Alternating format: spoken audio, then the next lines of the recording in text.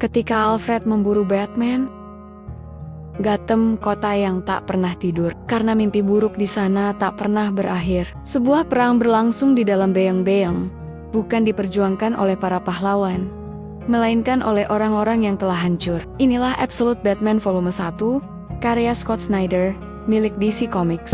Tapi sebelumnya tolong subscribe dan like untuk cerita lainnya.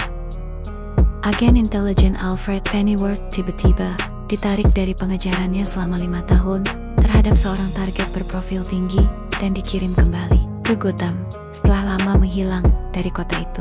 Ia kembali ke sebuah safe house lama dan mencoba menelepon putrinya yang telah lama menjauh, Julia, namun hanya masuk ke pesan suara. Dalam panggilan video terenkripsi, para atasannya memberitahu bahwa ia berada di Gotham untuk mengamati dan mengumpulkan intel tentang kelompok teroris baru bernama Party Animals yang kejahatannya telah meningkatkan angka pembunuhan hingga 700%. Alfred diperintahkan hanya mengamati, tidak terlibat. Mereka juga memberitahunya tentang seorang vigilante yang beroperasi di kota. Seseorang yang mungkin harus ia hadapi jika perlu. Saat meninggalkan tempat persembunyian itu, ia mendapati motornya dicuri. Keesokan paginya di Crime Alley, insinyur sipil kelas pekerja Bruce Wayne berlatih di samsak dalam Crocus Gym, satu-satunya bangunan yang masih berdiri di jalan yang hancur itu. Ia terbawa emosi, tenggelam dalam ingatan kematian ayahnya, hingga menghancurkan samsak tersebut. Bruce meminta maaf pada pemilik gym, teman masa kecilnya, Waylon Jones, dan berjanji akan membayar nanti. Waylon mengajaknya ikut permainan poker rutin. Bruce menolak. Ketika ditanya tentang rapat warga malam itu mengenai Party Animals, Bruce mengabaikannya dan pergi begitu saja.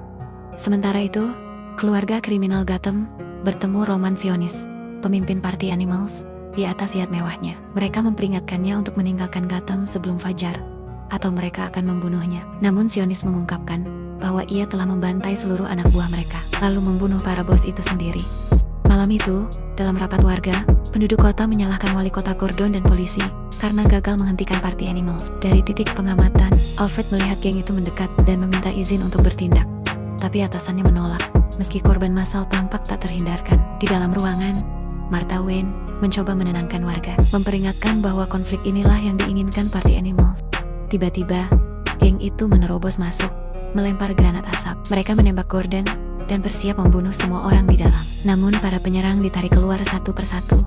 Pintu tertutup rapat. Barbara Gordon membuka pintu dan mendapati dirinya berhadapan dengan Batman yang hanya berkata, "Jangan buka pintu ini."